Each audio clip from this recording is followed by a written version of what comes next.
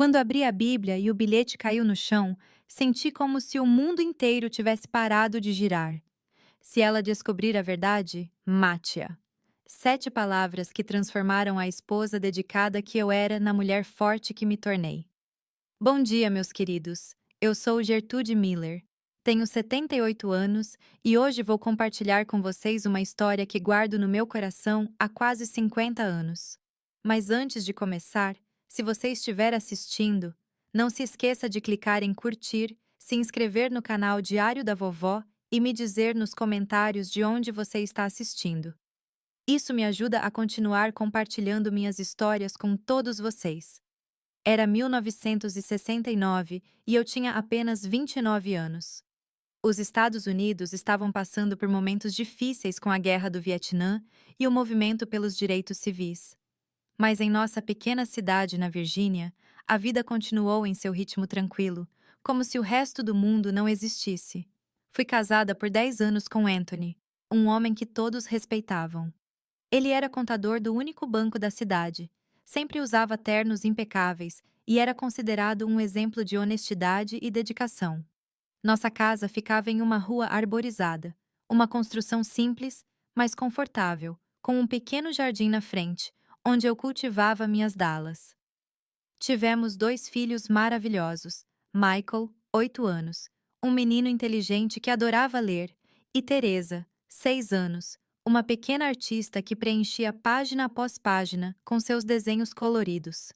Eu era o que chamavam de esposa perfeita naquela época. Acordei antes de todos para preparar o café da manhã. O cheiro de pão caseiro enchia a casa enquanto eu preparava as crianças para a escola. Anthony tomou seu café enquanto lia o jornal que o entregador deixava na nossa porta todas as manhãs. Depois que todos foram embora, limpei a casa, lavei roupa e, no meu tempo livre, costurei para uma clientela selecionada da cidade. Foi minha mãe quem me ensinou a costurar. Ela disse: "Uma mulher precisa de um ofício em suas mãos para nunca passar necessidade." Ela mal sabia o quanto esse conselho mudaria meu destino. Nossa vida parecia perfeita aos olhos dos outros. Anthony era carinhoso quando havia visitas, trazia presentes em datas especiais e nunca faltava comida na mesa. Mas por trás de portas fechadas, havia silêncios prolongados, ausências inexplicáveis e aquela sensação de que algo importante sempre me escapava. Ele viajava com frequência a trabalho, especialmente na primeira quinta-feira de cada mês. Negócios bancários, ele explicou vagamente. Eu acreditei nele, ou talvez eu quisesse acreditar. Afinal, questionamentos não eram bem-vindos em nossa casa. Certa vez, quando perguntei mais detalhes sobre uma dessas viagens, ele me olhou friamente e disse: "Você tem um teto sobre sua cabeça e comida na mesa. Não precisa saber mais do que isso." Naquele domingo, 17 de agosto de 1969, minha vida mudou para sempre. Lembro-me perfeitamente porque era aniversário da minha mãe. Que Deus a tenha em paz. As crianças estavam na casa da minha sogra, senhora Amélia, para o almoço de domingo. Anthony havia saído mais cedo, dizendo que precisava resolver alguns papéis urgentes no banco antes de uma grande transferência que aconteceria na semana seguinte. Eu estava sozinho em casa, lutando contra uma enxaqueca terrível que começou durante a noite. A dor era tão intensa que criou pontos brilhantes na minha visão. Tentei deitar, mas era impossível. Eu sabia que Anthony guardava analgésicos fortes em seu consultório, medicamentos que ele trazia de Nova York e que funcionavam melhor do que qualquer chá de ervas que minha mãe tinha me ensinado a fazer. O escritório de Anoni era território proibido para mim e para as crianças. Um homem precisa de um espaço onde possa pensar sem interrupções, ele costumava dizer. A porta estava sempre fechada, mas não trancada, quando ele estava fora. Acho que ele nunca imaginou que eu ousaria entrar sem sua permissão. Naquele dia, porém, a dor falou mais alto que o respeito pelas regras tácitas do nosso casamento. Entrei no consultório procurando o remédio. O quarto era sombrio, com uma mesa de madeira escura, uma poltrona de couro e prateleiras cheias de livros que eu duvidava que ele realmente lesse.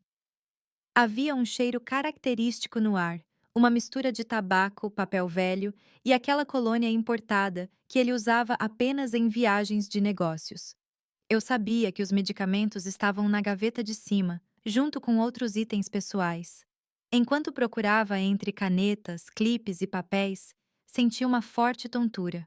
Apoiei-me na estante para não cair, e nesse movimento desequilibrei alguns livros. A Bíblia encadernada em couro, uma herança de família que Anthony exibia com orgulho, embora eu nunca a tivesse visto aberta, caiu no chão com um baque surdo. A Bíblia foi aberta no outono, e de entre suas páginas amareladas deslizou um pequeno pedaço de papel dobrado. Meu primeiro instinto foi colocar tudo de volta como estava. Anthony ficaria furioso se soubesse que eu estava mexendo nas coisas dele, mas algo me fez pegar aquele papel. Com as mãos trêmulas, desdobrei o bilhete. A caligrafia era de Edwards, o gerente do banco e melhor amigo de Anoni. Eu o reconheci imediatamente. Ele enviava cartões de Natal todos os anos. A mensagem foi curta e assustadora. Se ela descobrir a verdade, mate-a. Senti o sangue congelar nas veias. A dor de cabeça parecia ter desaparecido, substituída por uma estranha dormência. Minhas pernas enfraqueceram e tive que sentar na poltrona dele para não desmaiar. Quem era ela? Fui eu? Que verdade seria tão terrível que justificaria me matar? Mil pensamentos passaram pela minha mente naqueles segundos que pareceram uma eternidade.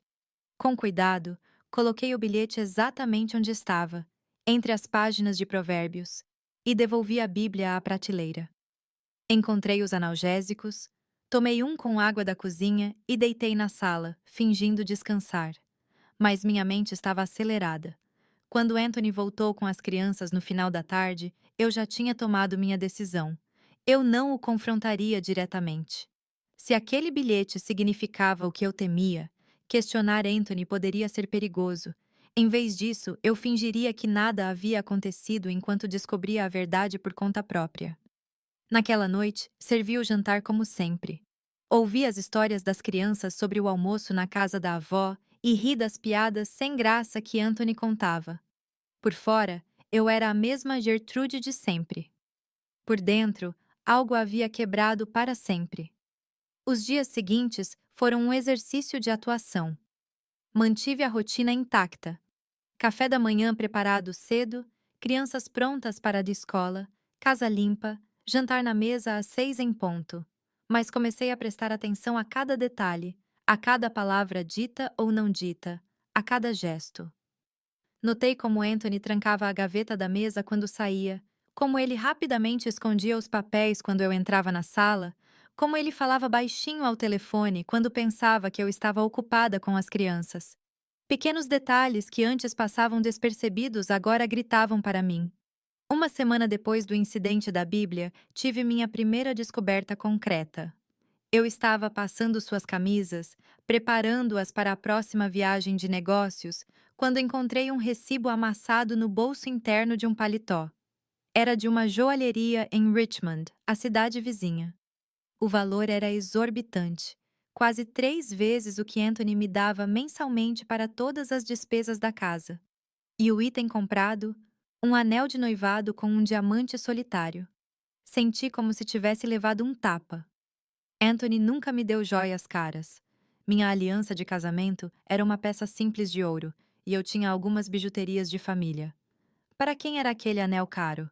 No mesmo bolso, encontrei um pequeno cartão com um endereço anotado em Richmond.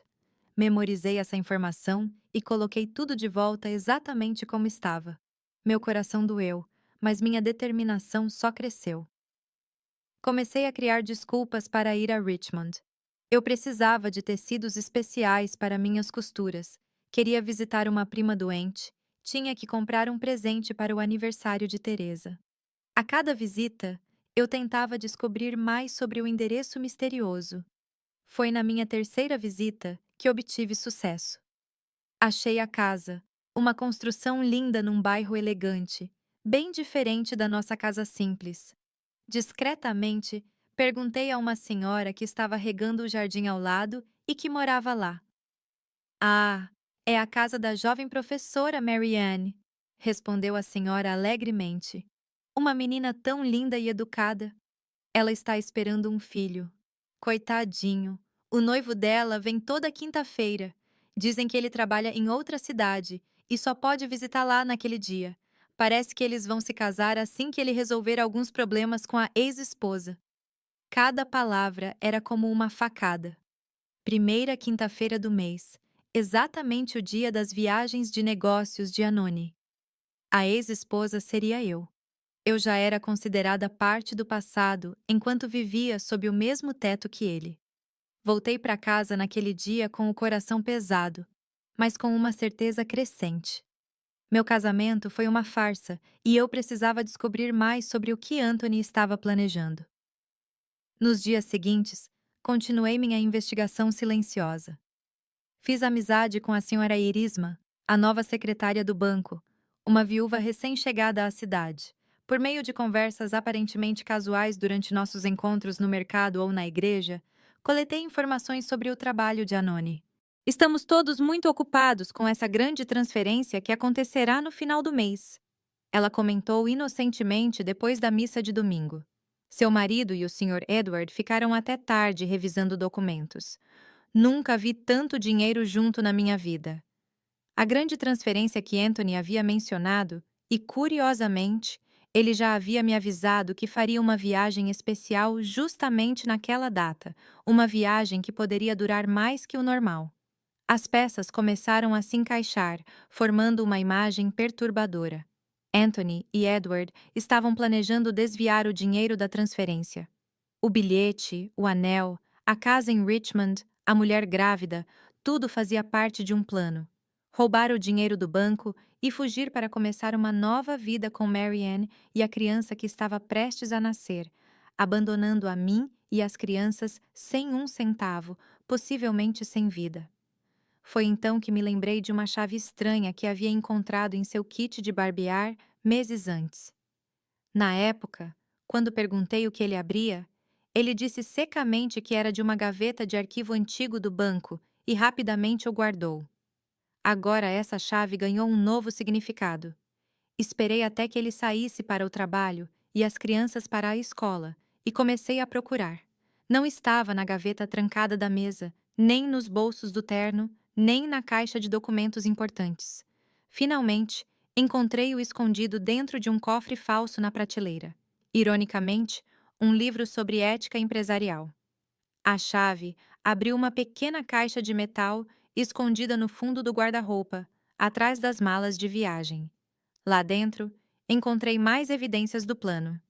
Passagens de navio para a Argentina em nome de Anthony Miller e Marianne Oliveira, documentos de identidade falsos e um maço de cartas de amor assinadas por Marianne com referências ao nosso futuro juntos e ao bebê que em breve nos completará.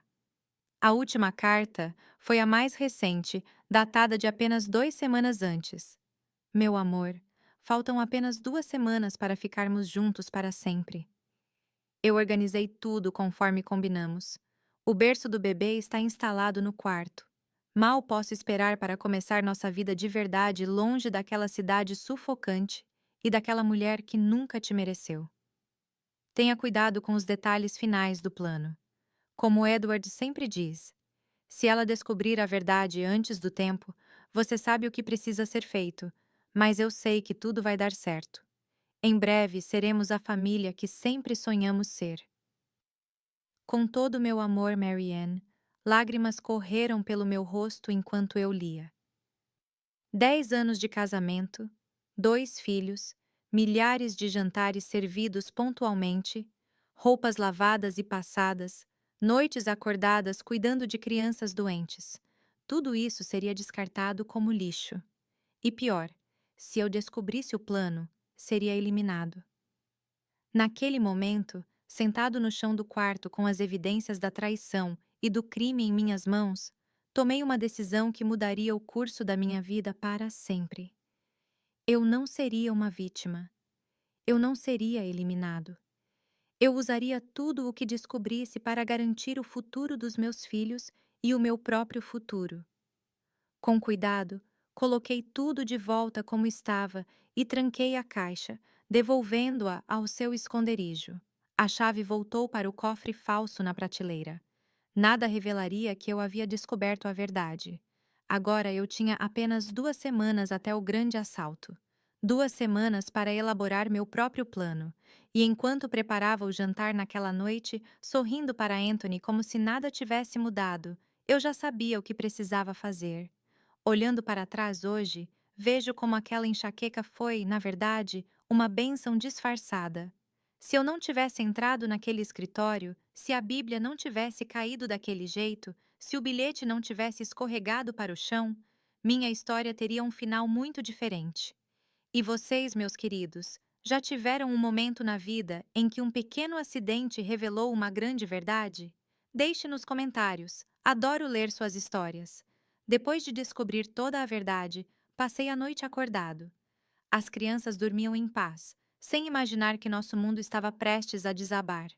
Anthony roncava ao meu lado, seu sono pesado de quem não carrega culpa. E eu, deitado de olhos abertos, via o luar entrar pela janela enquanto planejava cada passo dos dias seguintes. Eu tinha exatamente 2 semanas até a data da grande transferência bancária que eles pretendiam roubar. 2 semanas para agir antes de Anthony executar seu plano de fuga com Mary Ann. 2 semanas para salvar minha vida e a dos meus filhos. Na manhã seguinte, comecei a executar meu plano. Primeiro, eu precisava do meu próprio dinheiro. Eu não podia depender das economias domésticas que Anthony controlava rigidamente. Felizmente, eu estava guardando secretamente o dinheiro da minha costura. Não era muito, mas seria o suficiente para os primeiros passos. As mulheres da minha época não tinham contas bancárias. Comentei com minha cliente mais rica, a senhora Eulália, viúva de um fazendeiro, enquanto ajustava o vestido para o casamento de sua sobrinha. Anthony diz que não precisamos disso, que ele cuida de tudo. Bobagem, Gertrude, ela exclamou. Toda mulher precisa do seu próprio dinheiro. Amanhã vou levá-lo ao gerente do banco em Richmond. Edward e seu marido nunca saberão.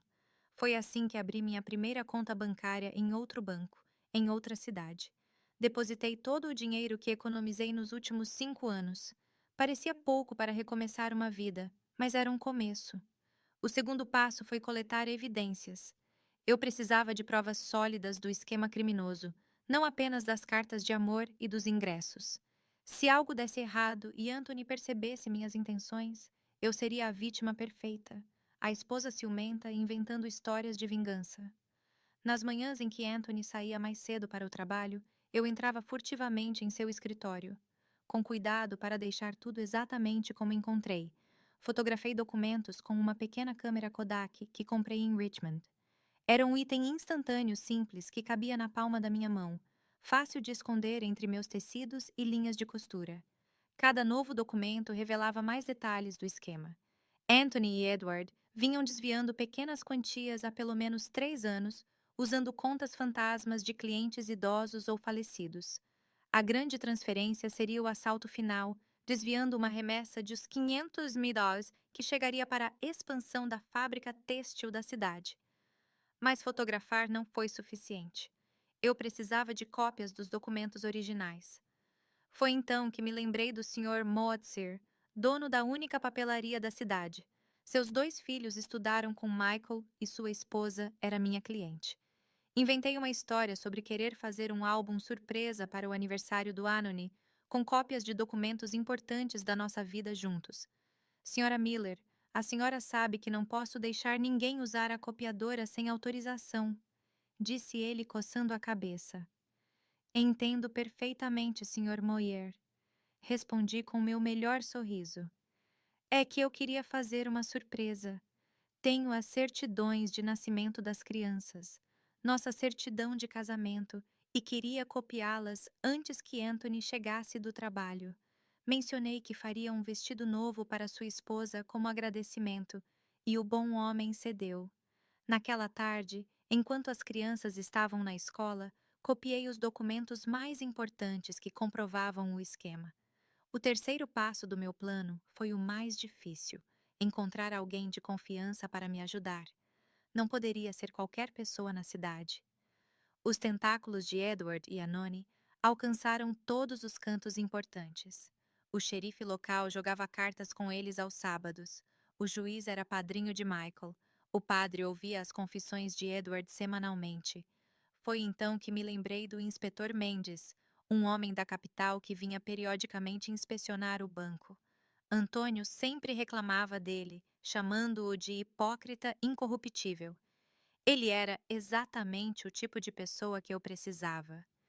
Descobri que ele estaria na região na semana seguinte para uma inspeção de rotina. Por meio da senhora Iracema, secretária do banco, soube que ele ficaria na pequena cidade por 3 dias. Preparei cuidadosamente um envelope com cópias dos documentos mais importantes, fotos e uma carta explicando toda a situação, mas como entregá-la sem levantar suspeitas. A pousada ficava em frente à praça central, onde todos me veriam se eu entrasse lá. A solução veio através de Teresa. Minha filha fez amizade com Marieta, a filha do dono da pousada na escola. Organizei um lanche para as meninas brincarem juntas e me ofereci para deixar Teresa na pousada depois da escola. Que bolsa linda, senhora Zoira! Comentei com a proprietária. Isso combinaria perfeitamente com o vestido que estou fazendo para o aniversário do padre Anselm. Você poderia me emprestar para eu medir a alça? Prometi devolvê-lo hoje. Ela me emprestou a bolsa, e quando a devolvi mais tarde, o envelope estava escondido no forro interno. Junto com ele, coloquei um bilhete pedindo que ela o entregasse ao inspetor Mendes quando ele chegasse, sem mencionar meu nome. O quarto passo era preparar nosso futuro. Se tudo corresse bem, Anthony iria para a cadeia. Mas o que seria de mim e das crianças? Uma mulher divorciada com 2 filhos pequenos em 1969 enfrentaria portas fechadas em todos os lugares. Reencontrei minha amiga de infância Louise, que morava no Capitólio e tinha um pequeno ateliê de costura. Não contei toda a verdade, apenas que meu casamento estava acabando e que eu precisaria de trabalho em breve. Venha aqui, Gertie. Preciso muito de uma parceira com o seu talento. Há um quartinho nos fundos do ateliê onde você pode ficar até se estabelecer, disse ela sem fazer muitas perguntas. Amigos de verdade são assim. Eles estendem a mão primeiro e pergunte mais tarde. Enquanto isso, continuei minha vida normal. Preparava as refeições favoritas de Anony, cuidava das crianças, costurava. À noite, quando todos dormiam, separava documentos, arrumava uma pequena mala com o essencial e calculava mentalmente quanto tempo levaria para chegar à capital se precisássemos fugir às pressas. A semana voou. Anthony estava cada vez mais nervoso, encontrando-se frequentemente com Edward fora do horário de trabalho. Na véspera da grande transferência, notei que ele observava as crianças durante o jantar com um olhar estranho, quase melancólico. Estaria ele sentindo remorso por tê-las abandonado? Na quarta-feira, um dia antes de o dinheiro chegar ao banco, recebi um discreto sinal de que meu plano estava funcionando. A senhora Iritsama passou em minha casa com a desculpa de encomendar um vestido. O inspetor Mendes pediu documentos extras hoje de todas as transferências dos últimos 6 meses. Ela sussurrou enquanto eu tirava suas medidas. O Sr. Edward e seu marido estão brancos como papel. Meu coração disparou. O inspetor havia recebido meu envelope e estava investigando, mas o perigo também aumentava. Se Anthony suspeitasse, ele poderia agir antes do planejado. Naquela noite, durante o jantar, notei Anthony me observando atentamente enquanto eu servia a sopa. Seu olhar alternava entre mim e as crianças, como se nos visse pela última vez. Um arrepio percorreu minha espinha. Gertrude, disse ele de repente. Acho que teremos que remarcar aquele passeio de domingo com as crianças. Preciso resolver uns assuntos urgentes. Engoli em seco. O passeio estava marcado para o dia seguinte à transferência. Será que ele planejava desaparecer? Claro, querida, Respondi naturalmente, servindo mais sopa. As crianças vão entender, não é, Michael? Meu filho assentiu, decepcionado. Teresa brincava com a comida, alheia à atenção que pairava sobre a mesa.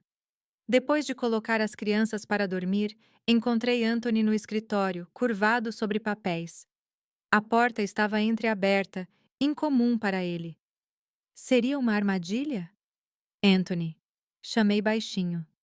Preciso de dinheiro para comprar tecido amanhã.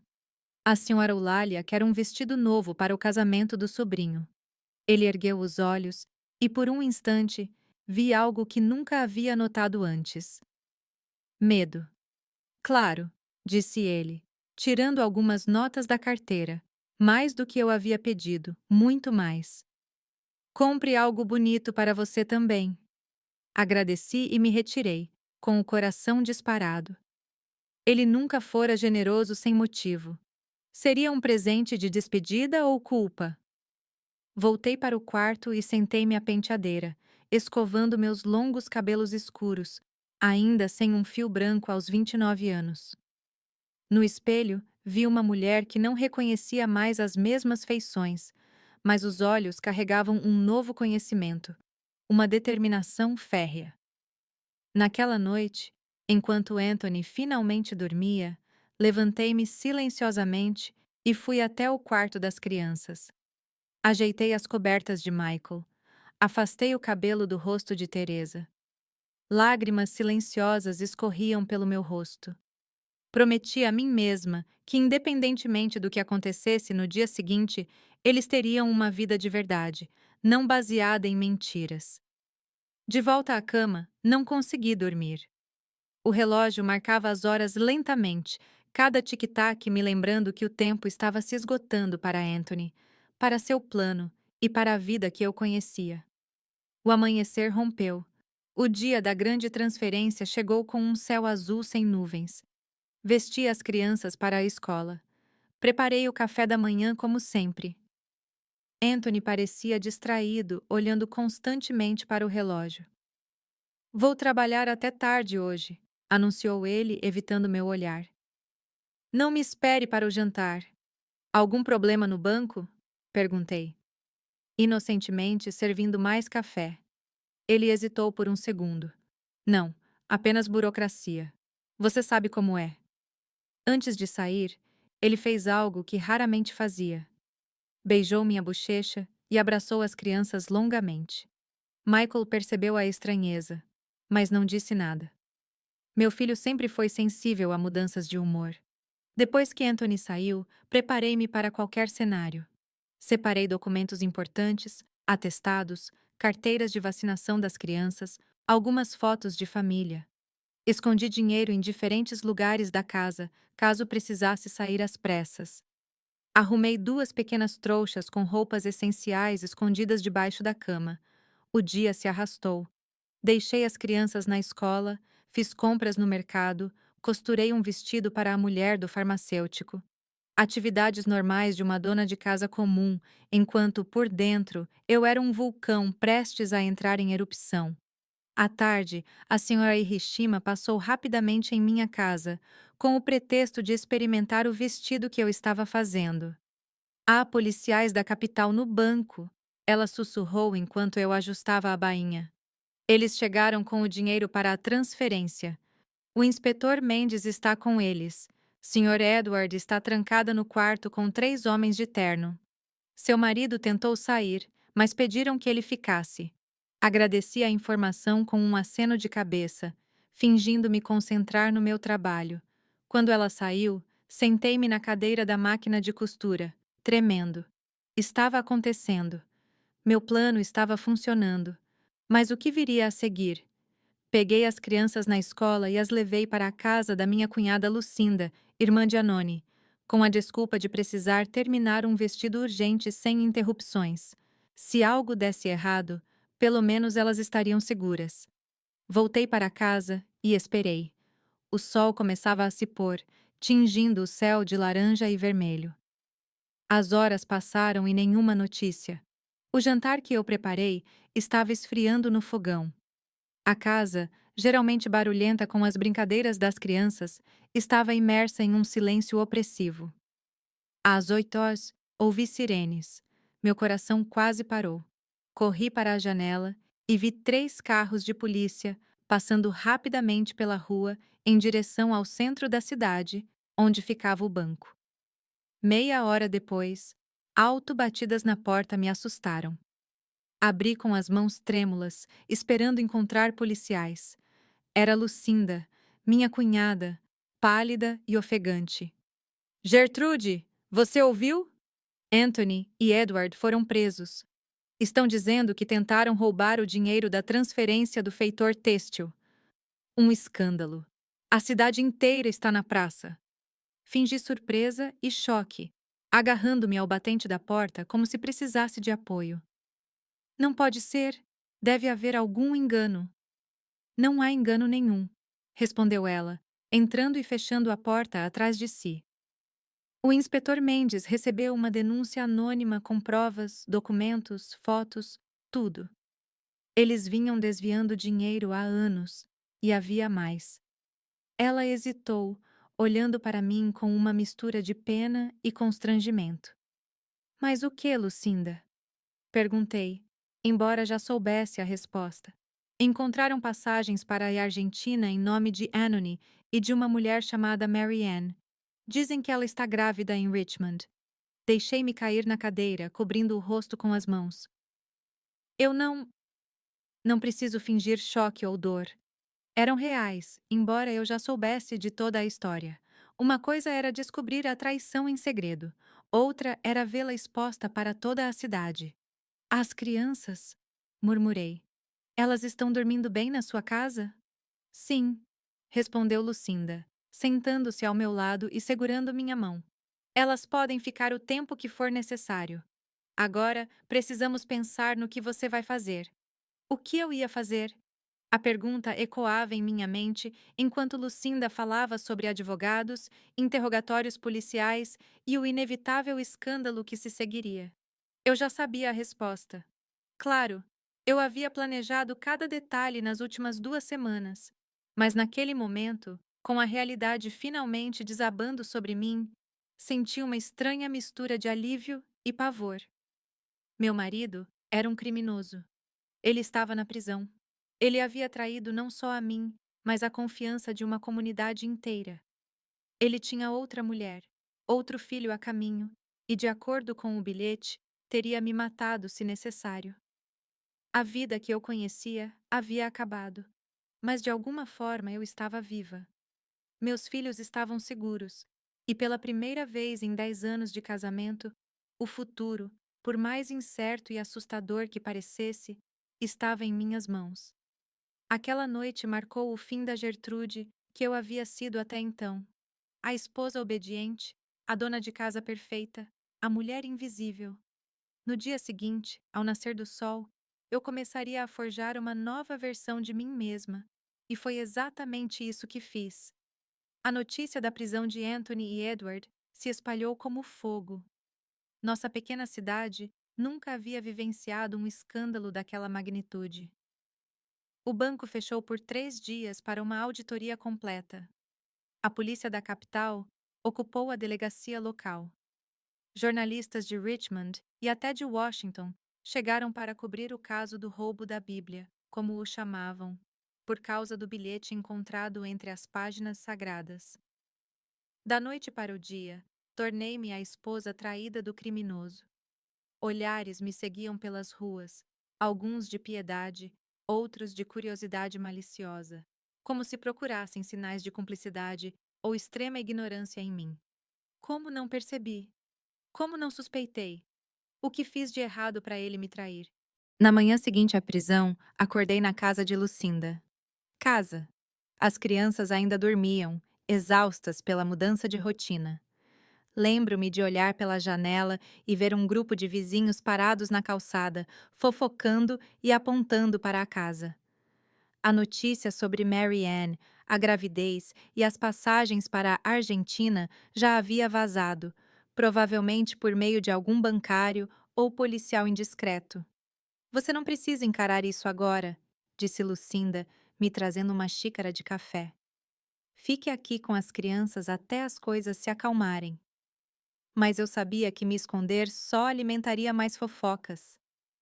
Tomei um banho, usei um dos meus melhores vestidos, azul marinho com pequenos detalhes brancos que eu mesma havia costurado, e penteei o cabelo com cuidado.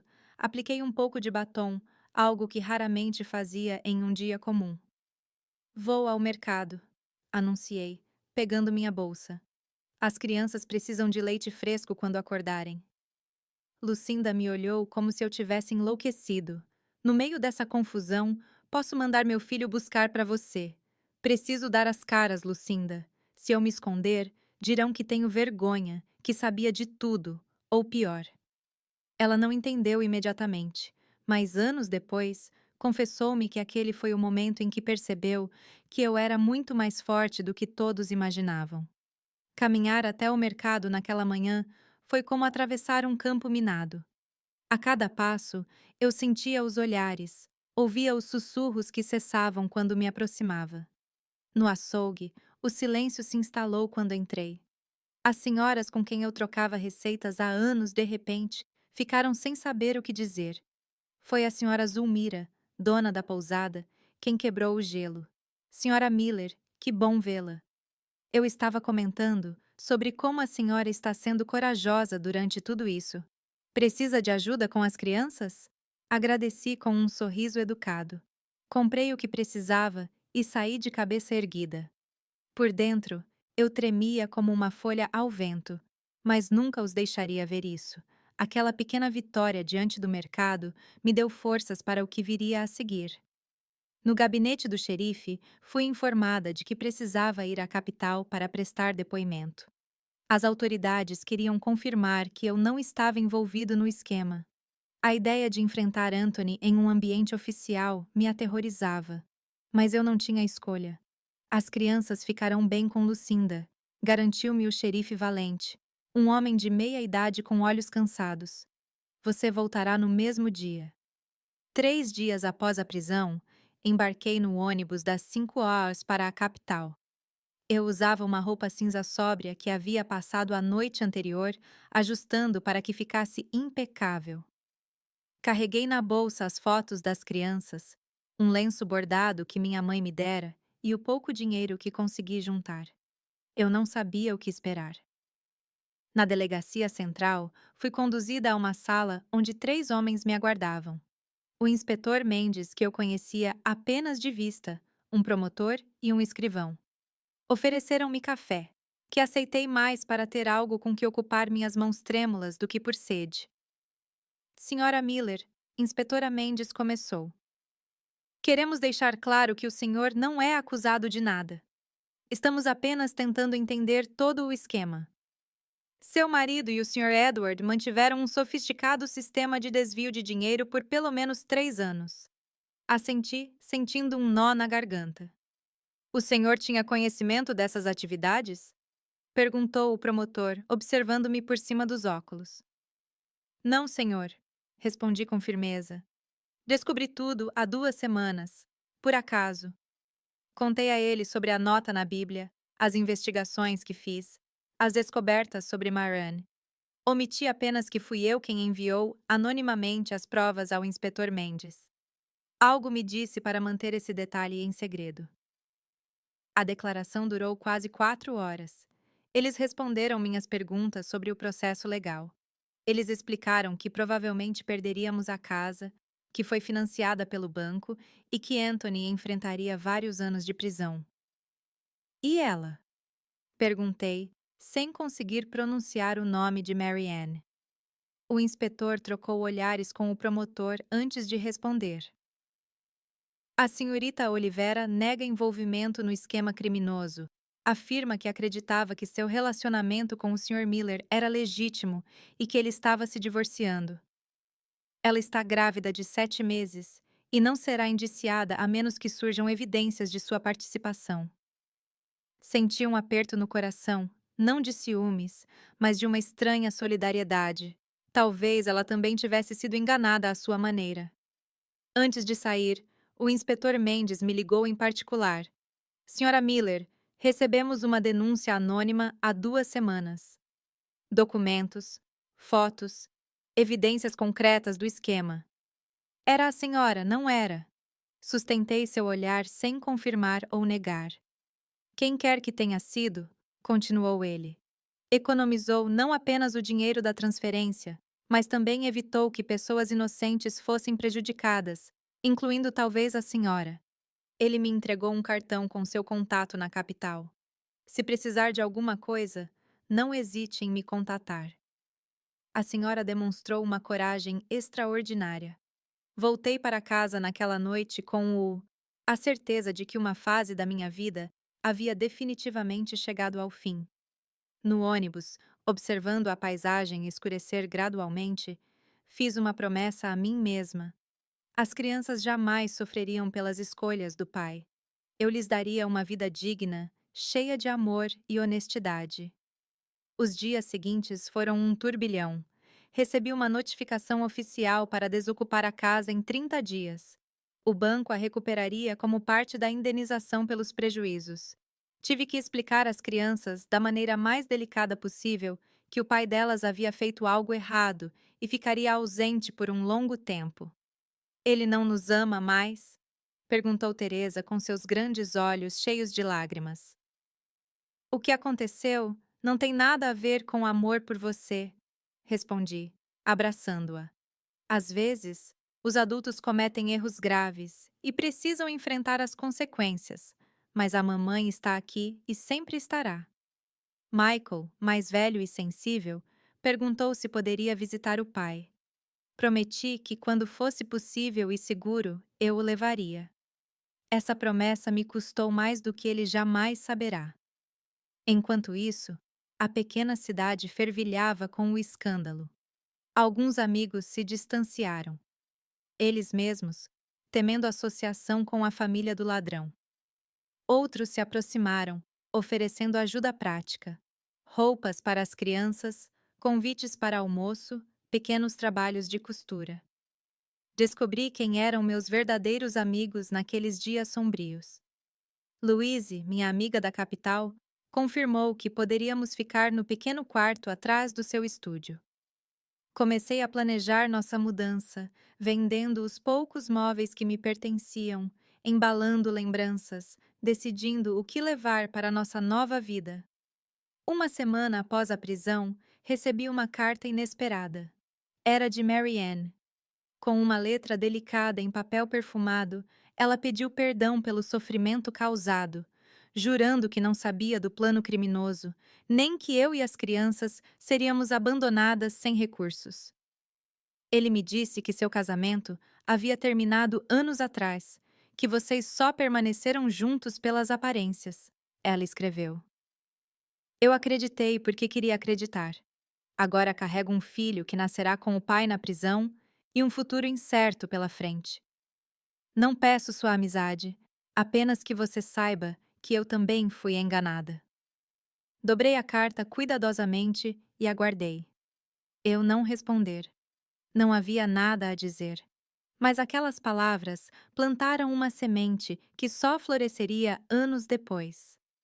No dia da mudança, vesti as crianças com suas melhores roupas, coloquei nossas poucas malas no táxi e dei uma última olhada na casa onde morei por 10 anos.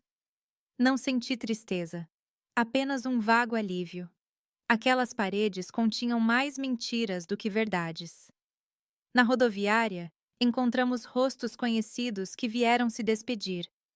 Lucinda abraçou longamente os sobrinhos, prometendo visitá-los durante as férias. A senhora Eulália me entregou um envelope discretamente. Um pequeno empréstimo, ela sussurrou. Para começar seu negócio, sei que você me pagará quando puder.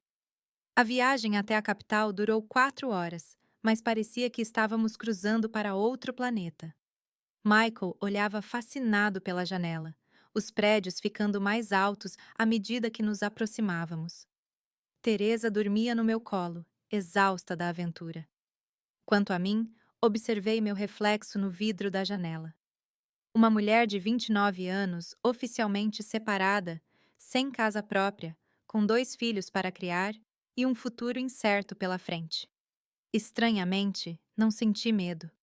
Pela primeira vez em muitos anos, respirei livremente. Louise nos esperava na rodoviária.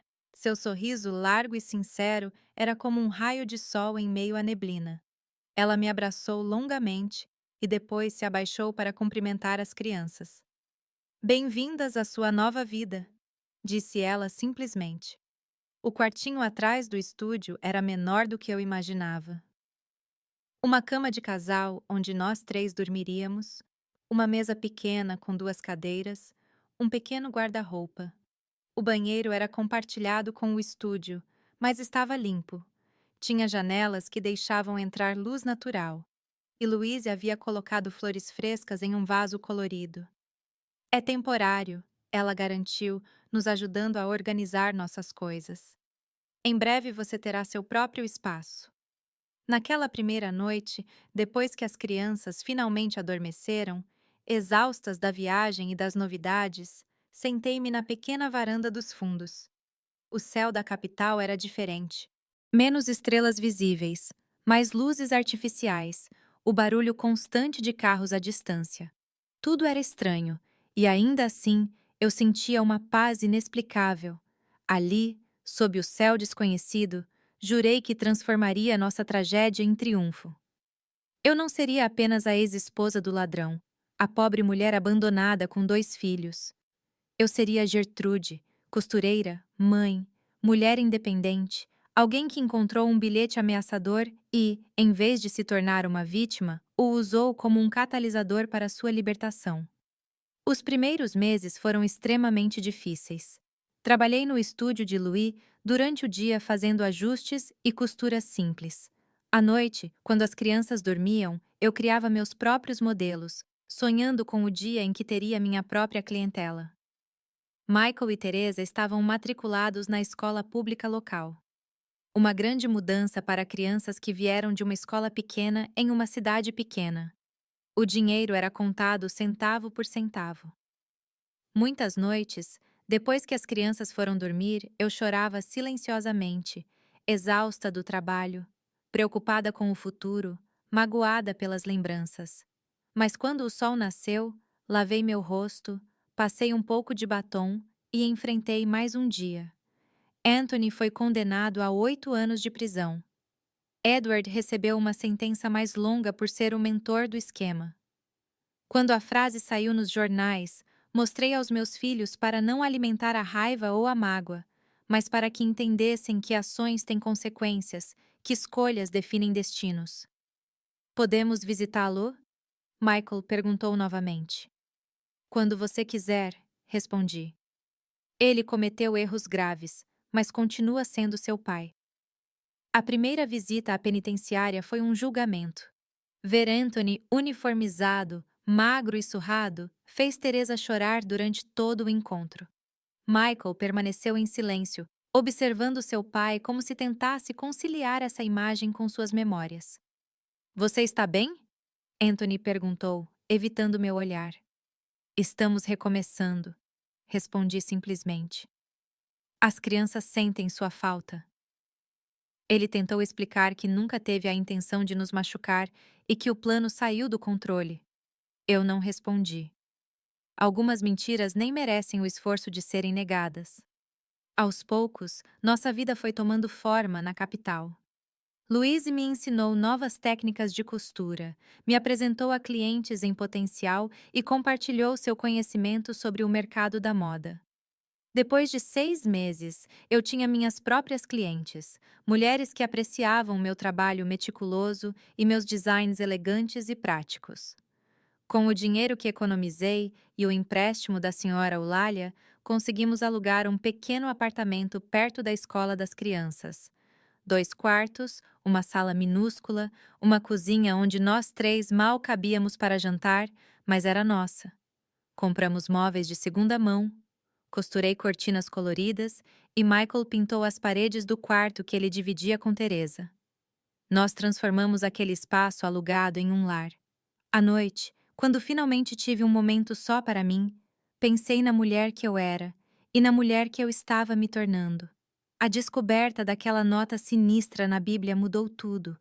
Não apenas meu destino, mas quem eu era por dentro. A esposa, submissa e insegura, foi deixada para trás junto com a casa na Virgínia e as mentiras que a sustentavam. Às vezes eu me perguntava sobre Marianne e a criança.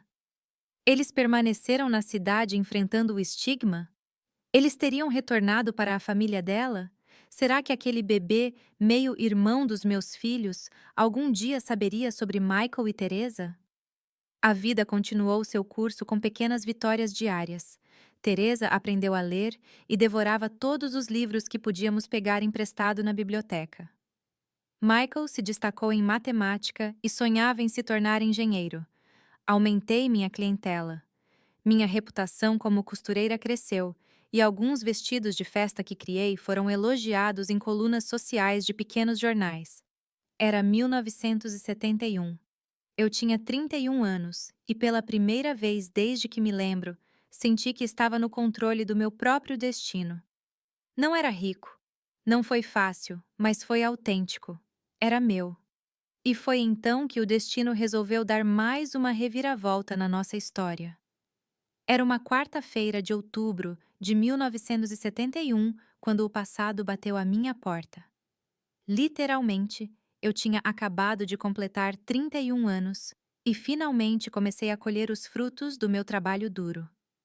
Meu pequeno ateliê, instalado na sala de estar do nosso apartamento, ganhou reconhecimento entre as senhoras de classe média da capital. Não era luxuoso como os grandes salões de moda, mas eu tinha clientes fiéis que apreciavam meu trabalho meticuloso e preços justos. Naquela tarde chuvosa, eu estava finalizando um vestido de formatura para a filha de um cliente importante quando alguém bateu na porta. Michael, então com 10 anos, correu para atender antes que eu pudesse limpar minhas mãos, cheias de alfinetes. Mãe, ele chamou com uma voz hesitante que imediatamente me alertou. Há uma senhora aqui com um bebê. Coloquei os grampos na caixa, ajeitei rapidamente o cabelo e fui até a porta. Lá, encharcada pela chuva e visivelmente nervosa, estava Marianne. Em seus braços, um bebê de aproximadamente 1 ano dormia pacificamente, alheio ao drama silencioso que se desenrolava. O tempo parecia ter congelado. Observei seu rosto, mais magro do que nas fotos que eu vira. Olheiras profundas, cabelos sem o brilho que tanto encantara Anthony. Seus olhos, no entanto, mantinham a mesma determinação que reconheci em sua carta. Desculpe aparecer assim, ela finalmente disse, sua voz quase um sussurro. Eu não sabia para onde ir. Por um instante, todos os sentimentos que eu havia reprimido ameaçaram transbordar. Raiva, mágoa, indignação. Como ela ousa aparecer à minha porta, trazendo o fruto da traição que destruiu minha família? Mas então olhei para o bebê adormecido com bochechas rechonchudas e cílios longos como os de Michael quando ele era recém-nascido. Uma criança inocente que não pedi para nascer naquela confusão. Entre, eu disse simplesmente abrindo mais a porta. Você está encharcado. Michael assistia à cena boquiaberto, tentando entender quem eram aqueles visitantes. Teresa, que brincava no quarto, pareceu curiosa ao ouvir vozes desconhecidas. Crianças, este é um conhecido que precisa de ajuda, expliquei, evitando rótulos ou explicações complexas naquele momento. Michael, pegue uma toalha limpa no armário. Teresa, coloque água para esquentar. Vamos fazer chá. Enquanto as crianças cumpriam suas tarefas, indiquei o sofá para Marianne. Ela sentou-se na beirada, como se temesse ocupar muito espaço, ainda segurando o bebê firmemente contra o peito. É um menino? Perguntei, tentando quebrar o gelo enquanto Michael voltava com a toalha. Sim, respondeu ela, secando delicadamente o rosto do filho. Charles, ele tem 10 meses. Ofereci chá e biscoitos, que ela aceitou com mãos trêmulas. As crianças, sentindo a tensão no ar, inventaram uma desculpa para ir brincar no quarto. Quando finalmente ficamos sozinhos, Mary Ann começou a falar, as palavras saindo como uma represa que se rompe depois de conter água por muito tempo. Perdi tudo, Sra. Miller. A casa em Richmond foi alugada em nome de Anone. Fui despejado logo depois do escândalo. Voltei para a casa dos meus pais em Norfolk. Mas quando Charles nasceu, meu pai não suportou a vergonha de ter um neto bastardo, como ele disse. Ele nos expulsou. Tentei emprego em várias escolas, mas as portas se fecharam quando descobriram minha história. Ela fez uma pausa e tomou um gole de chá para ganhar coragem. Anthony disse que viria nos buscar quando saísse da prisão. Ele prometeu que ficaríamos juntos e que ele compensaria tudo. Eu acreditei nele como sempre, mas na semana passada recebi isso. Ela tirou um envelope amassado da bolsa molhada. Dentro de uma carta curta e fria escrita com a caligrafia que eu conhecia tão bem. Mary Ann, as circunstâncias mudaram. Quando eu sair daqui, terei que começar do zero. Não poderei sustentar você e o menino como prometi. É melhor seguirmos caminhos separados. Tome cuidado, Anthony. Devolvi a carta sem comentários. Não fiquei surpreso. Era o mesmo padrão. Use as pessoas e descarte-as quando elas não servirem mais aos seus propósitos. Não tenho para onde ir. Ela continuou com as lágrimas finalmente escapando. Estou dormindo em roupas íntimas baratas. O dinheiro está acabando. Ouvi dizer que você abriu um estúdio e que está reconstruindo sua vida. Eu não vim pedir caridade. Vim pedir trabalho. Posso limpar, atender clientes, qualquer coisa. Só preciso começar a cuidar do meu filho. Olhei para aquela mulher, tão jovem, tão desesperada, e para o bebê adormecido em seus braços. Ele tinha o mesmo queixo que Michael, o mesmo formato de sobrancelha. Ele era meio-irmão dos meus filhos, quer eu quisesse ou não. Que direito eu tinha de julgar Mary Ann? Ela também havia sido enganada. Ela também foi descartada quando deixou de ser conveniente. A diferença entre nós era que eu havia descoberto a verdade a tempo de me preparar, de construir um plano de fuga. Ela foi pega desprevenida com um bebê nos braços e promessas vazias nos ouvidos. Você tem experiência com costura? Eu finalmente perguntei. Ela balançou a cabeça. Não, mas aprendi rápido. Fui professora primária. Sei lidar com detalhes. Sou organizada. Respirei fundo, sabendo que a decisão que eu tomaria naquele momento mudaria o curso de várias vidas, não apenas a minha. Tenho um quartinho nos fundos, eu disse, apontando para uma pequena extensão do apartamento que usávamos como depósito. Não é muito, mas tem espaço para um colchão e um berço. Quanto ao trabalho, preciso de alguém para atender clientes e cuidar da contabilidade enquanto costuro. O salário não será alto no começo, mas inclui o quarto e as refeições.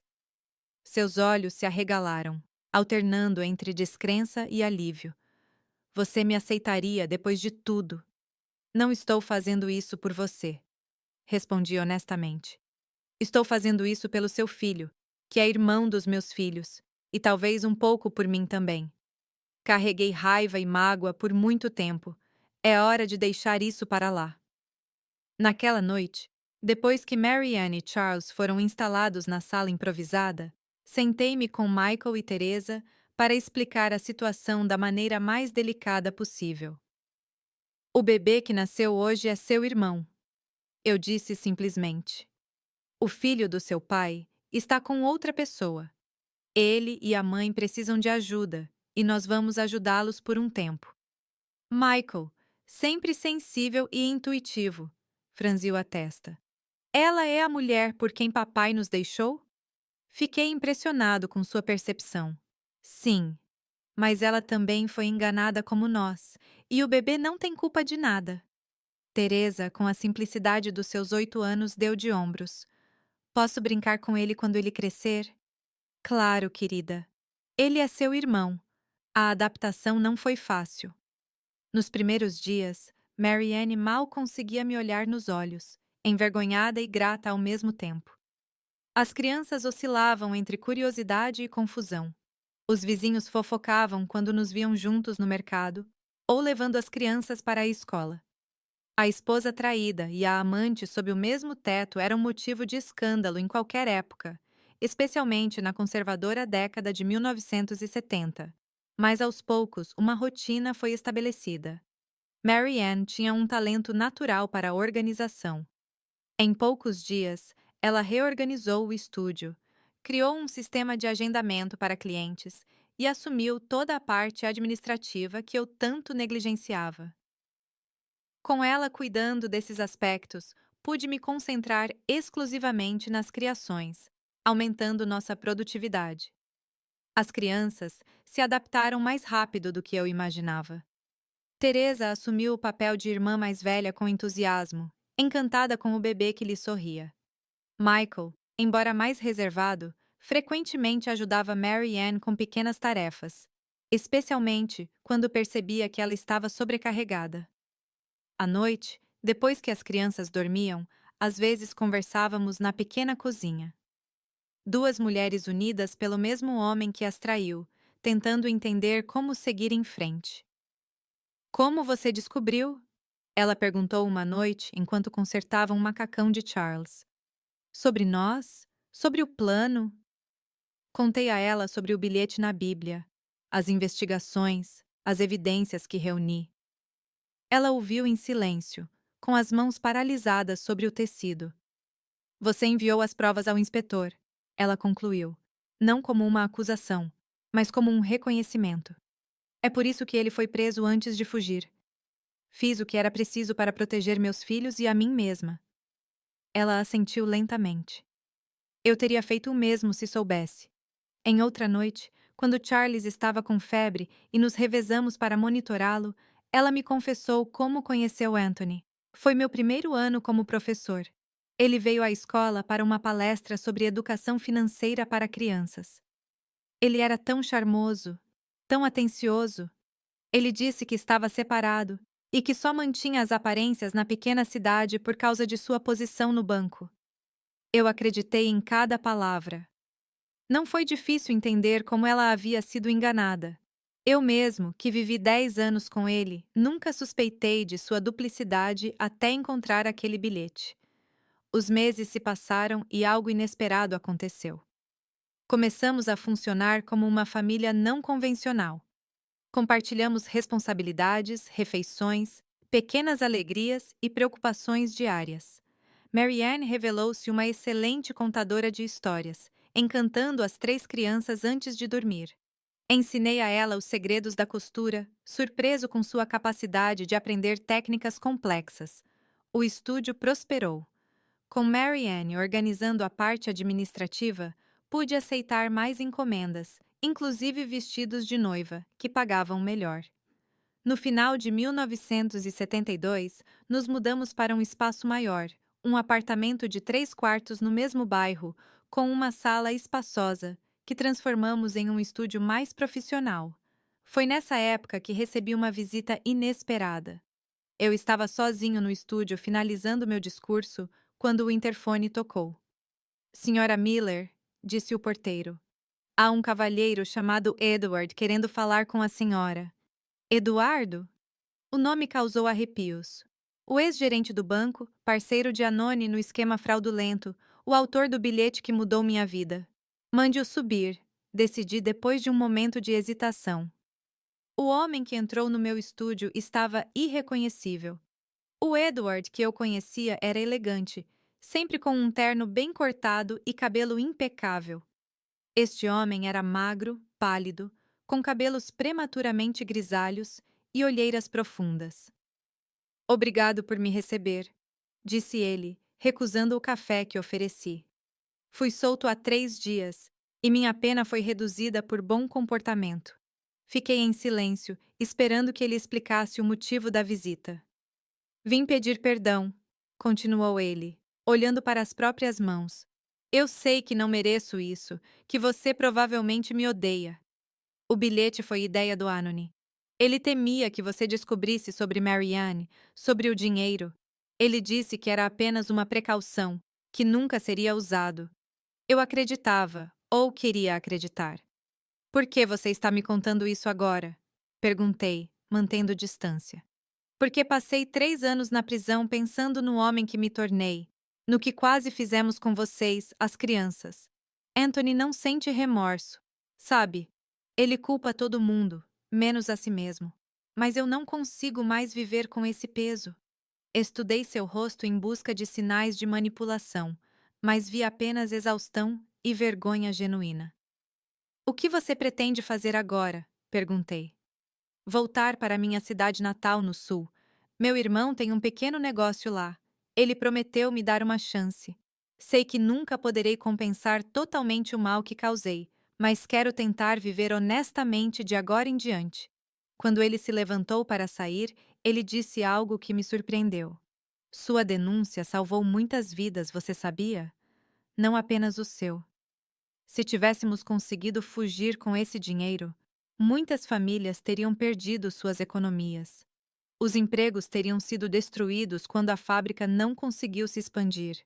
Sua coragem fez mais diferença do que você imagina.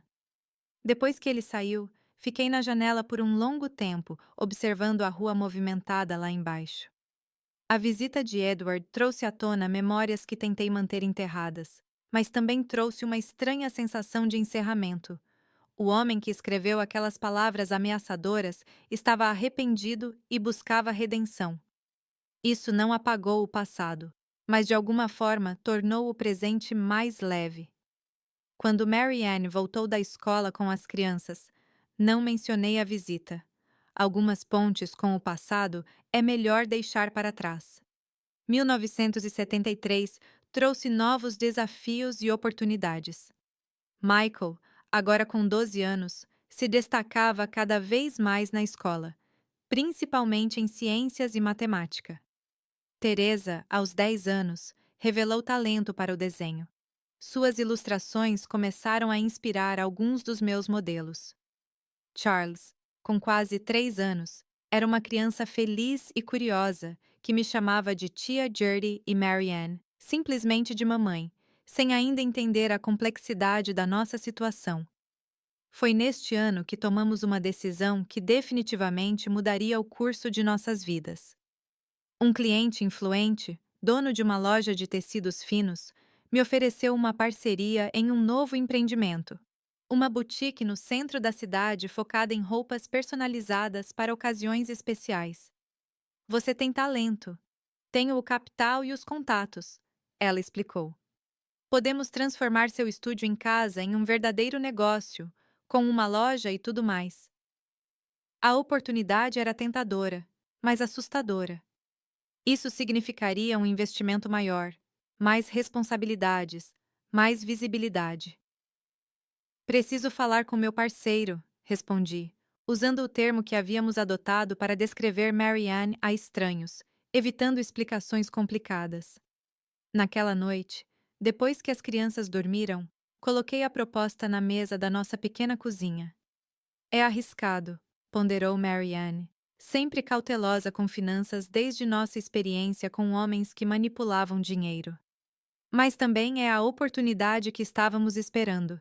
Se der certo, poderemos dar uma educação melhor às crianças e talvez até comprar uma casa algum dia. Discutimos até tarde, pesando prós e contras, fazendo cálculos em pedaços de papel, sonhando um pouco também. No final, decidimos aceitar. O estúdio em casa nos sustentou em tempos difíceis, mas era hora de crescer. Confections by Gertrude, sugeri como nome. Que tal algo mais moderno? Mary Ann rebateu. Atelier Nouveau ou algo assim. Nós rimos juntos, percebendo como tínhamos nos tornado uma verdadeira equipe ao longo dos anos. Duas mulheres destruídas pela mesma tempestade, que aprenderam a reconstruir juntas o que perderam separadamente. No dia seguinte, quando informei minha cliente que aceitamos a proposta, ela sorriu satisfeita. Eu sabia que você diria sim. Já reservei o espaço, aquela loja na Madison Avenue que fechou no mês passado. Precisará de reforma, é claro, mas tem potencial. Em 3 meses frenéticos, transformamos o espaço vazio em uma boutique elegante. Mary Ann revelou talento para a decoração, criando um ambiente sofisticado com recursos limitados. Contratamos duas costureiras para ajudar com os pedidos básicos, enquanto eu me dediquei às peças exclusivas, que seriam nossa marca registrada. A inauguração foi um pequeno evento local com champanhe barato, taças emprestadas e aperitivos preparados em nossa própria cozinha. Michael, sério em suas melhores roupas, recebia os convidados na porta. Teresa distribuiu pequenos sachês perfumados que fizemos como lembranças. Charles, ainda muito jovem para entender a importância do momento, encantava os clientes com seu sorriso fácil. Olhando ao redor para o lindo espaço que havíamos criado, para as crianças saudáveis e felizes, para Marianne organizando tudo com eficiência, senti uma onda de gratidão tão intensa que precisei me encostar no balcão. 4 anos antes, encontrei um bilhete ameaçador escondido na Bíblia do meu marido. Naquele momento, pensei que minha vida tinha acabado. Eu não poderia estar mais errado. Estava apenas começando. O bilhete que deveria ter selado minha sentença de morte tornou-se, ironicamente, meu salvo-conduto para a liberdade. A mulher que deveria ser minha rival se tornou minha aliada mais próxima. A tragédia que deveria ter me destruído acabou me reconstruindo mais forte, mais sábio e surpreendentemente mais feliz. Nossa boutique, Atelier Gertrude, sim, acabei cedendo parcialmente à sugestão moderna de Marianne, floresceu além de nossas expectativas mais otimistas. De 1973 a 1975, passamos de um pequeno espaço na Madison Avenue para uma loja elegante com uma ampla fachada na Park Avenue, área nobre da capital. O que começou como um ateliê de costura personalizada se transformou em uma referência de moda para ocasiões especiais. Lembro-me do orgulho que senti quando, em 1975, um dos meus vestidos de noiva foi fotografado para uma revista feminina. Eu, Gertrude, a mulher que 5 anos antes enfrentou o escândalo de ser esposa de ladrão, agora via minha criação estampada em páginas brilhantes com a legenda Elegância, assinada por Gertrude. Marianne revelou-se não apenas uma excelente administradora, mas também uma visionária para os negócios.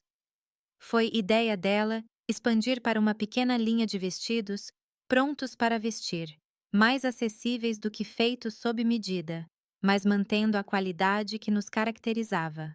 Criamos a linha Jovem Gertrude, inspiradas nos desenhos de Teresa, já uma adolescente com evidente talento artístico. Nossa parceria inusitada, a esposa traída e a ex-amante, virou assunto discreto nos círculos sociais da cidade.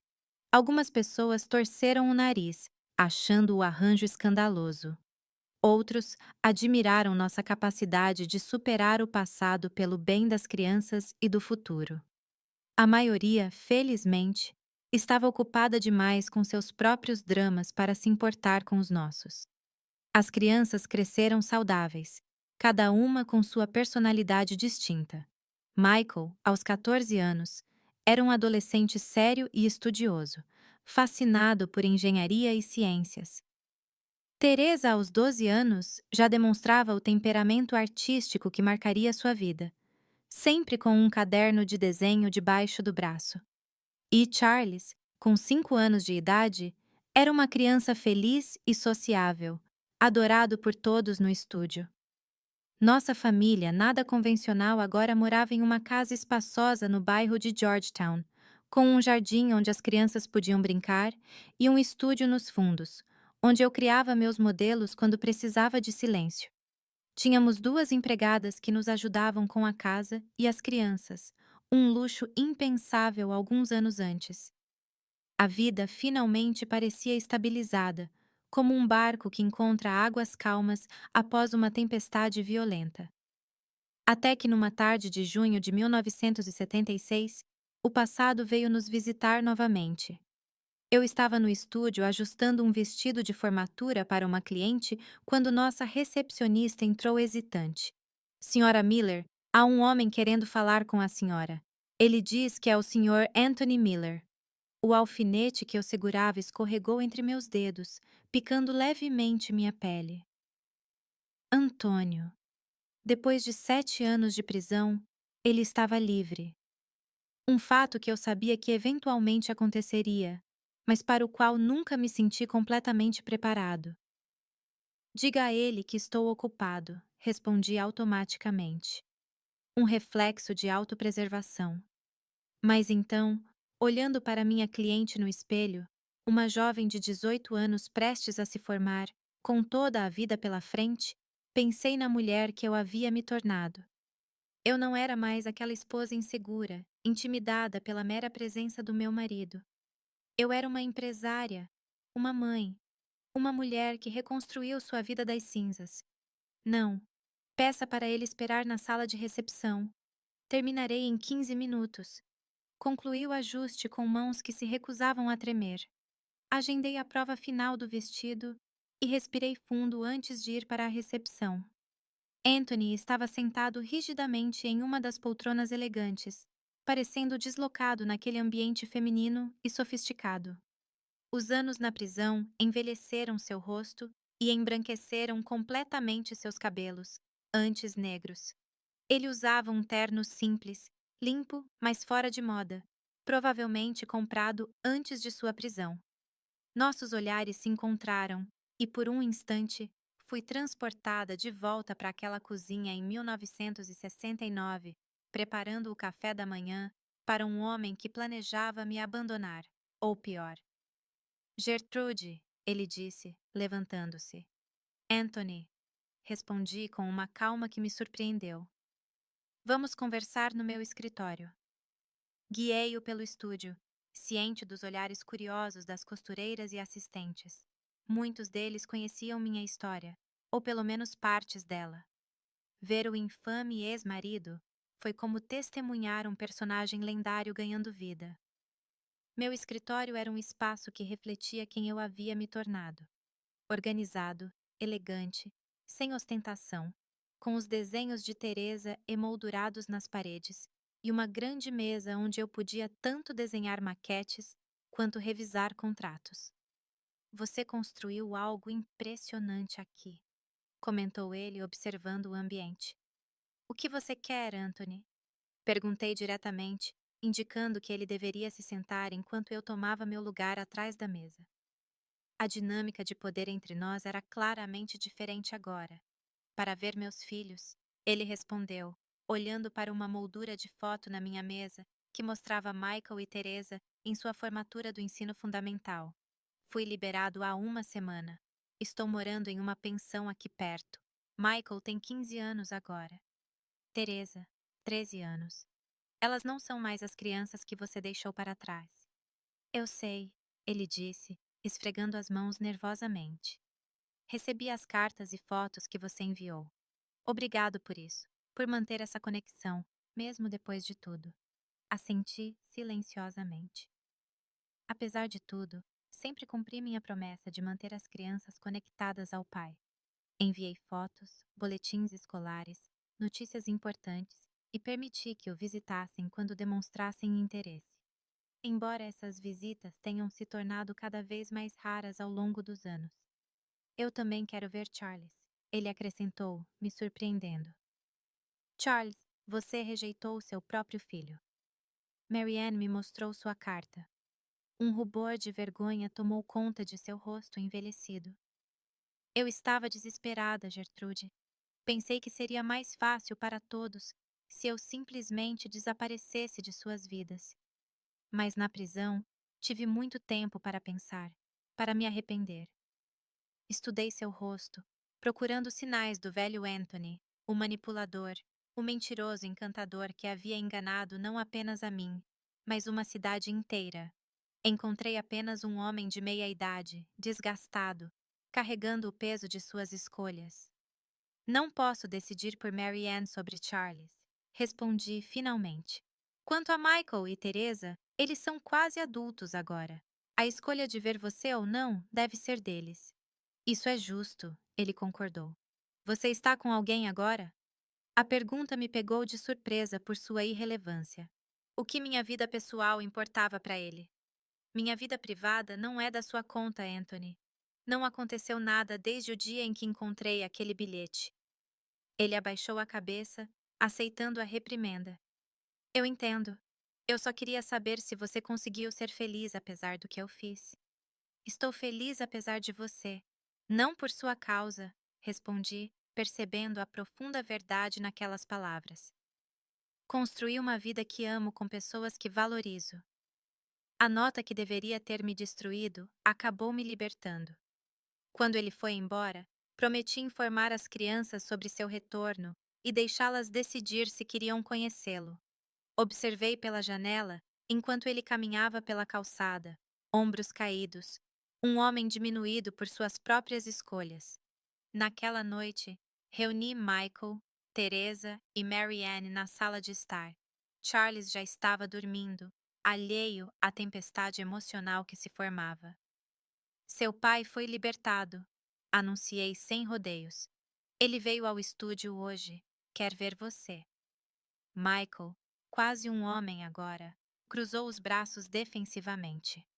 Nos últimos anos, suas visitas ao pai praticamente cessaram, substituídas por uma dedicação quase obsessiva aos estudos. Não tenho nada a dizer a ele, declarou com a firmeza de jovens que acreditam ter todas as respostas. Teresa, sempre mais emotiva, mordeu o lábio, com os olhos marejados. Ele perguntou especificamente sobre mim? Perguntou sobre vocês dois. Respondi suavemente. A decisão é sua. Não vou te forçar a fazer nada. Marianne permaneceu em silêncio, mas notei como suas mãos se apertavam nervosamente. A simples menção de Anthony ainda a afetava, apesar dos anos e da nova vida que havia construído. Ele também quer ver Charles, acrescentei, olhando diretamente para ela. Seus olhos se arregalaram. Depois da carta que ele me enviou, depois de nos abandonar? Por que agora? Ele diz que se arrependeu, que teve tempo para pensar na prisão. Um silêncio pesado caiu sobre a sala, cada um absorto em seus próprios pensamentos e memórias. Eu o encontrarei. Teresa finalmente decidiu. Não por ele, mas por mim. Preciso entender algumas coisas. Michael balançou a cabeça. Ainda não estou pronta. Talvez nunca esteja. Marianne respirou fundo, os olhos fixos em uma fotografia de Charles na parede. Se ele realmente quer conhecer o filho, não posso negar isso a Charles, mas será nos meus termos, com limites claros. Nos dias que se seguiram, nossa casa, normalmente um refúgio de uma peça única e dura, tornou-se um campo minado emocional. Teresa encontrou o pai em um café perto de casa. Uma conversa de 2 horas que a deixou exausta, mas de alguma forma mais leve, como se ela finalmente tivesse liberado perguntas guardadas por anos. Ele chorou quando lhe mostrei meus desenhos. Ela me contou depois que ele disse que sempre soube que eu seria uma artista. É estranho, mãe, mas não sinto mais raiva. Apenas uma espécie de tristeza pelo que poderia ter sido. Michael manteve sua decisão de não ver o pai, canalizando qualquer conflito emocional para seus estudos e projetos científicos. Aos 15 anos, ele já falava com convicção sobre estudar engenharia na melhor universidade do país. O encontro mais tenso foi entre Marianne, Charles e Anthony, realizado em um parque público por insistência dela. Eu não participei, é claro, mas Marianne me contou depois. Enquanto tomávamos chá na varanda, ela descreveu como Charles, sem saber quem era aquele cavalheiro, animadamente lhe mostrou seu carrinho de brinquedo favorito. Anthony repetia constantemente como se parecia com Michael na mesma idade, ela relatou, com a voz trêmula. Ele pediu perdão, disse que escreveu aquela carta em um momento de desespero. Ofereceu dinheiro para a educação de Charles. Você aceitou? Perguntei, conhecendo sua feroz independência. Não, ela respondeu com firmeza. Eu disse que não precisávamos da caridade dele, que você e eu construímos algo sólido, que Charles tem tudo o que precisa, mas concordei que ele poderia ver o menino ocasionalmente se Charles demonstrasse interesse. Nas semanas seguintes, Anthony se tornou uma presença periférica em nossas vidas. Ele aparecia aos domingos, levar Teresa para almoçar ou Charles ao zoológico. Michael permaneceu firme em sua recusa, embora eu suspeitasse que ele secretamente seguisse as histórias que Teresa contava sobre esses encontros. Quanto a mim, mantive uma distância educada. Não havia mais raiva ou medo, apenas a clareza de que nossos caminhos haviam se separado definitivamente 7 anos antes, quando encontrei aquele bilhete na Bíblia. A vida continuou seu curso. Nossa boutique continuou a prosperar, expandindo-se para uma segunda loja em um shopping recém-inaugurado, um conceito novo na época. Em 1978, fui convidado para apresentar uma pequena coleção na primeira versão do que se tornaria a Semana de Moda de Nova York décadas depois. Michael se formou com honras no ensino médio e foi aceito no MIT. Realizando seu sonho de estudar engenharia, Teresa, seguindo seu talento artístico, ingressou na Escola de Design de Rhode Island, eventualmente se especializando em design de moda para trabalhar ao meu lado. Charles, crescendo em um ambiente cercado de criatividade e empreendedorismo, demonstrou talento para os negócios ainda criança. Anthony encontrou trabalho como contador em uma pequena empresa, vivendo modestamente em um apartamento alugado. A vida luxuosa que ele conhecera antes da prisão estava definitivamente no passado. Em eventos importantes para as crianças, formaturas, apresentações, competições, mantivemos uma distância cordial, reconhecendo silenciosamente que, apesar de tudo, estávamos unidos pelos 3 jovens que ajudamos a criar. Foi em 1980, quase 11 anos após a descoberta do bilhete fatídico, que o ciclo finalmente se completou. Eu estava em meu estúdio trabalhando nos detalhes finais de um vestido de noiva quando minha assistente me interrompeu. Senhora Miller, há um casal aqui querendo falar especificamente com a senhora sobre um vestido de noiva exclusivo. Ajeitei meu cabelo, agora com alguns fios grisalhos que eu usava com orgulho, e fui para a sala de recepção. Lá, de mãos dadas, estavam Edward, o ex-gerente de banco, autor do bilhete, e uma mulher aproximadamente da sua idade, com um sorriso tímido. Edward. Cumprimentei-o, surpresa. Eu não o via desde sua visita anos atrás, logo após sair da prisão. Senhora Miller, respondeu ele, visivelmente nervoso. Esta é Helena, minha noiva. Vamos nos casar no mês que vem. Uma cerimônia simples. Quando estávamos procurando alguém para fazer o vestido dela, seu nome apareceu em todas as recomendações.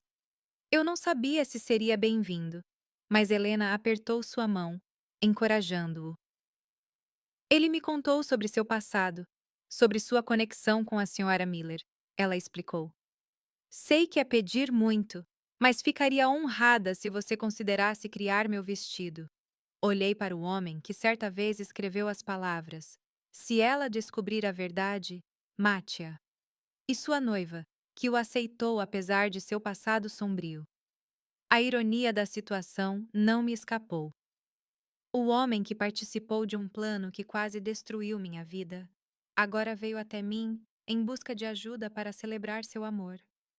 11 anos atrás, eu teria recusado imediatamente, movido pela mágoa e por ressentimentos justificados.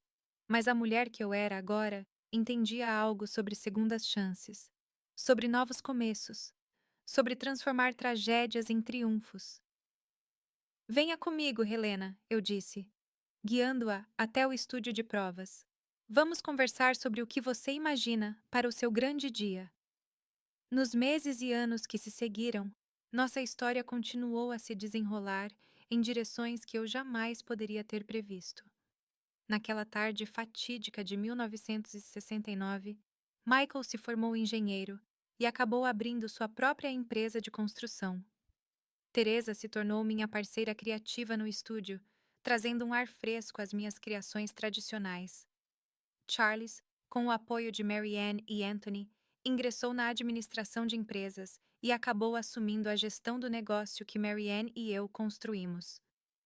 Mary Ann e eu nunca nos separamos, nem como parceiros, nem como família. Essa situação temporária se transformou em uma parceria para toda a vida, baseada no respeito mútuo, na compreensão profunda e no amor compartilhado pelos 3 filhos que criamos juntos. Muitos não entendiam nossa dinâmica, mas aprendemos a ignorar julgamentos externos há muito tempo. Anthony faleceu em 1995 após um ataque cardíaco repentino. No funeral, estávamos todos lá: Michael, Teresa, Charles, eu, Marianne, não por um amor romântico perdido, mas por respeito ao homem que, apesar de seus enormes erros, nos conectou de maneiras que nenhum de nós poderia imaginar. Hoje, aos 78 anos, olho para trás e vejo como um simples bilhete escondido na Bíblia alterou completamente o curso da minha existência. O que deveria ter sido minha sentença de morte se tornou, ironicamente, o catalisador para uma vida plena e autêntica. Agora tenho 6 netos maravilhosos. A boutique se transformou em uma marca respeitada nacionalmente. Embora eu tenha me aposentado oficialmente há alguns anos, deixando o negócio nas mãos competentes de Teresa e Charles, Marianne e eu ainda moramos juntos. 2 senhoras idosas que compartilhavam tanto que se tornaram praticamente irmãs. Às vezes, quando nos reunimos para um almoço de domingo, meus filhos, netos, Marianne, penso naquela mulher assustada de 29 anos, tremendo enquanto lia um bilhete ameaçador, sem ter ideia de como enfrentaria o futuro. Eu queria poder voltar no tempo e sussurrar em seu ouvido: coragem, Gertrude. O que parece o fim de tudo é apenas o começo de algo extraordinário. A tempestade é brutal, mas o que você construirá depois dela será mais forte e mais bonito do que você jamais imaginou. Cara, é isso que eu gostaria de deixar com vocês hoje, meus queridos. Seja qual for a tempestade que vocês estejam enfrentando, saibam que ela pode ser o começo de algo novo, não o fim de tudo.